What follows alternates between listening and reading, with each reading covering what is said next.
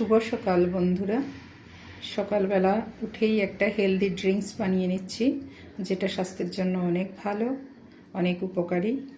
জয়েন্টে পেইন এসবের জন্য অনেক ভালো। একটা কলা নিয়ে নিলাম, তার সাথে একটা গাজর কেটে নিলাম, তার সাথে 1 গ্লাস দুধ মিশিয়ে দিলাম। তুমি এইটুকের মধ্যে সীমাবদ্ধ থাকতে পারো, একটা কলা, একটা গাজর এবং 1 মগ দুধ। তুমি যদি একজন হও তাতেই তুমি এটা খেতে পারো। আর ইচ্ছা করলে তুমি তার সাথে 1 চামচ ওটস মিশিয়ে নিতে পারো। বাস হয়ে গেল। আমি আরেকটা জিনিস মেশাবো, সেটা আছে বলে, এটা অপশনাল।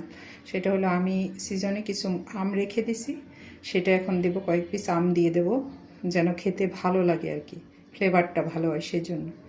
ওই ছাড়া ওই কলা, গাজর, দুধ ওইটুক দিয়ে খেলেও অনেক উপকার হবে। Thank you. তৈরি হয়ে গেল হেলদি ড্রিঙ্কস।